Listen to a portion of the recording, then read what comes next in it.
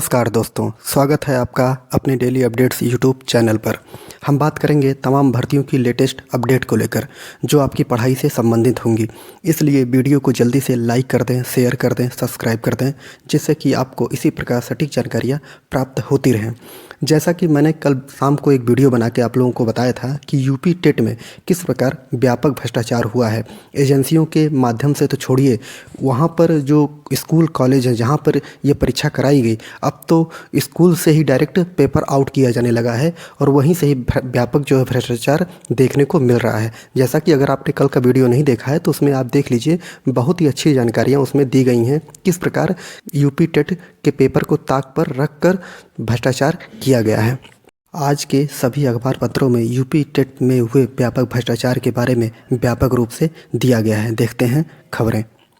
पहली खबर UP TET के बारे में है, जिसमें कि मैंने कल वीडियो में आप लोगों को बताया था कि आजमगढ़ में किस प्रकार व्यापक भ्रष्टाचार देखने को मिला था यूपी टेट के परीक्षा में, जिसमें 22 लोगों को पुलिस ने गिरफ्तार कर लिया था, जिसमें डीआईओ कार्यालय का जो एक बाबू था धर्मेंद्र, वो भी इसमें शामिल था। उसको निलंबित कर दिया गया है और उसके खिलाफ विभागीय जो कार्रवाई होती है वो सौंप दी गई है। अब देखते हैं कि कार्रवाई होने के बाद अब क्या होता है, जांच में क्या पाया जाता है। पकड़े गए आरोपियों में 9 रामपुर जिले के और 13 आजमगढ़ जिले के रहने वाले हैं और जिसमें विभिन्न स्कूलों के प्रबंधक, शिक्षक, बाबू भी शामिल हैं। अब आप सोचिए कि पहले तो एजेंसियां करवाती थी और अभी भी एजेंसियां जो हैं नकल करवाती हैं और भ्रष्टाचार व्यापक पैमाने पर एजेंसियों में फैला हुआ है। लेकिन अब भ्रष्टाचार का जो पैमाना है वो व्यापक होता जा रहा है। अब आप देख रहे होंगे कि जो भ्रष्टाचार है, जो पेपर लीक हो रहे हैं, अब बाहर से लीक उतने नहीं हो रहे हैं जितने कि स्कूल से। स्कूल के बाबू हो गए, प्रधानाचार्य हो गए, कक्ष निरीक्षक हो गए, जो प्रबंधक हो गए, अब यही लोग जो हैं पेपर को आउट कराने पे जोर दे रहे हैं और वहीं से ही पेपर अधिकतर यही देखने को मिल रहा है कि पेपर वहीं से आउट हो रहे हैं। तो अब सरकार भी इनके खिलाफ जो है वो कड़ी कार्रवाई करने जा रही है।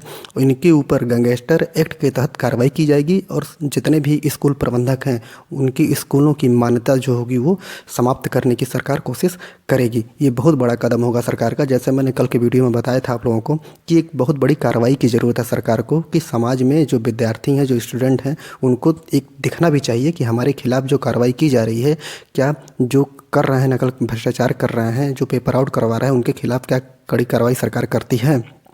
सरकार का बहुत बड़ा कदम है कि वो नकल माफियाओं की संपत्ति जो है वो अब जब्त कर रहे हैं। जाते जाते सरकार जो है अपना चुनावी जो वोट है उसको ख़राब करना नहीं चाहती है।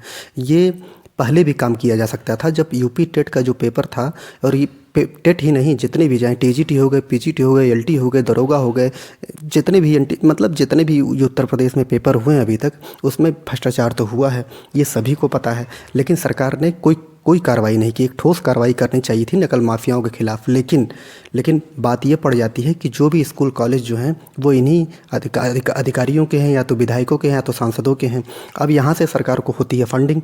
अगर सरकार बीच में ही इनके ऊपर कार्रवाई कर देती तो चुनावी मुद्दा था, मामला बिगड़ सकता था। लेकिन अब सरकार जाते जाते ये जो प्रयागराज का जो केस हुआ एनटीपीसी का, उसमें जो सरकार ने रायता फैलाया, जो एसएसपी अजय कुमार ने वहाँ पर बच्चों के ऊपर लाठीचार्ज किया कमरे में घुस करके, वो उत्तर प्रदेश की जनता के आंखों में अभी भी घूम रहा है। और उसी चीज़ को मिटाने के लिए चुनावी मुद्दा ये मुद्दा ना बन जाए, इसलिए आप देख लीजिए नकल माफियाओं के खिलाफ जो है वो उनकी संपत्ति जब्त करने का विचार सरकार कर रही है। कोई बात नहीं, देर से आए लेकिन आए तो किए। तो अब देखना है कि वास्तविकता है कि बस एक पेपर में निकाल दिया गया है कि जब्त होगी। जब तक कार्रवाई नहीं हो जाती है इनके खिलाफ ठोस रूप से, तब तक विद्यार्थी इनसे खुश नहीं होंगे। सुप्रीम कोर्ट की बात कर लेते हैं। यहाँ पर सुप्रीम कोर्ट ने एक बहुत ही अच्छी बात बोली है, परीक्षा में उच्चतम अंक लाना मेरिट की पहचान नहीं। नीट में आर्थिक रूप से कमज़ोर वर्ग को 10% आरक्षण का फैसला देने के साथ ही सुप्रीम कोर्ट ने कुछ ऐसे मिथक तोड़े जिससे पिछड़े वर्गों को आरक्षण देने की सोच में बदलाव आया है। कोर्ट ने कहा है कि उच्च अंक लाना मेरिट की पहचान नहीं है। जस्टिस चंद्रचूड़ एवं बोपन्ना पीठ ने कहा है कि आरक्षण विरोधी दलील देते हैं कि आरक्षण नीति मेरिट आधारित समाज के विरुद्ध है। परीक्षाएं शैक्षणिक अवसरों को वितरण करने का एक आवश्यक और सहज तरीका मात्र है। परीक्षा में अंक हमेशा मेरिट तय करने का सही पैमाना नहीं होता है। विश्वविद्यालय ने मूल्यांकन का पैमाना इसीलिए बदला। सुप्रीम कोर्ट ने कहा है कि एक परीक्षा किसी व्यक्ति की प्रतिभा तय नहीं कर सकती। यही वजह है कि अब विश्वविद्यालयों में, दिल्ली समेत विश्वविद्यालयों में अंकों के आधार पर दाखिला लेने के बजाय कई टेस्ट लेने अनिवार्य कर दिए हैं, जैसे कि वस्तुनिष्ठ ऑब्जेक्टिव क्वेश्चन देना, ग्रुप डिस्कशन करना, पर्सनालिटी टेस्ट हो गया, इंटरव्यू हो गया, वाइवा हो गया, लिखित परीक्षा हो गई, व्यक्तिगत प्रेजेंटेशन हो गया। इसके पीछे सिद्धांत यही है कि कोई एक छात्र परीक्षा में सही परफॉर्मेंस नहीं कर सका, लेकिन वह दूसरे टेस्ट में बेहतर कर सकता है। इसका परिणाम यही है कि यदि छात्र का एक ही तरीके से मूल्यांकन किया जाए तो वो मेरिटोरियस छात्र नहीं कहा जा सकता। इस प्रकार सुप्रीम कोर्ट ने अपने इस फैसले में समाज को ये ज़रूर बता दिया है कि किसी भी व्यक्ति का मूल्यांकन जो होता है किसी एक पैमाने पर नहीं किया जा सकता है। उसमें कई प्रतिभाएं हो सकती हैं और अलग अलग पैमाने पर ही अलग अलग प्रतिभाएं जो होती हैं वो उभर कर सामने आती हैं। ये सुप्रीम कोर्ट का बहुत ही अच्छा फैसला है। अगली खबर, प्रधानाचार्य भर्ती 2013। जैसा कि आप सभी को पता है कि प्रधानाचार्य भर्ती के बारे में मैं लगातार वीडियो के माध्यम से आप लोगों को बताते आ रहा हूं। ये 2013 की भर्ती है और 630 पदों के लिए इसका नियुक्ति होनी थी, लेकिन अभी तक इसका इंटरव्यू नहीं हुआ है। यहाँ तक कि आप लोगों को मैंने बताया था कि इसमें जो विद्यार्थी हैं वो ऑफलाइन, जब ये 2013 में भर्ती आई थी तो ऑफलाइन इसका आवेदन लिया गया था, लेकिन अब जो काम किया जा रहा है पूरा ऑनलाइन किया जा रहा है। ऑनलाइन होने के कारण इनके पास कोई भी चीज़ जो है वो जो ऑफलाइन में भरा गया था 2013 में वो कुछ भी नहीं, डॉक्यूमेंट्स कुछ भी नहीं है, तो इसलिए इनको ऑनलाइन भरने में दिक्कत हो रही थी। साइट नहीं खुल रही थी और साइट के साथ साथ जो कुछ जगह ये भी देखा गया था कि गलत तरीके से गलत फॉर्म इनका भरकर सबमिट कर दिया गया था। लेकिन अब जो है विद्यार्थी जब बार बार जाने लगे, शिक्षा आयोग, कि हमारा इंटरव्यू कब होगा, हमारी नियुक्ति कब की जाएगी, तो बच्चे कोर्ट चले गए और कोर्ट ने ये आदेश दिया था कि 31 जनवरी तक इनका इंटरव्यू किसी प्रकार कर लेना है और आपको नियुक्ति दे देनी है। और 31 जनवरी को ही हाईकोर्ट में एक हलफनामा दायर करके आप बताएंगे कि इन लोगों को किन किन ज़िलों में नियुक्ति दे दी गई है। लेकिन अभी आप सोच सकते हैं कि इतना ढीलापन काम किसी सरकार में और कोई एजेंसी और कोई संस्था कर सकती है, तो आप देखिए कि अभी तक इनका इंटरव्यू जो है वो 31 जनवरी को आज लास्ट डेट था, लेकिन इंटरव्यू इनका अभी तक नहीं हुआ है।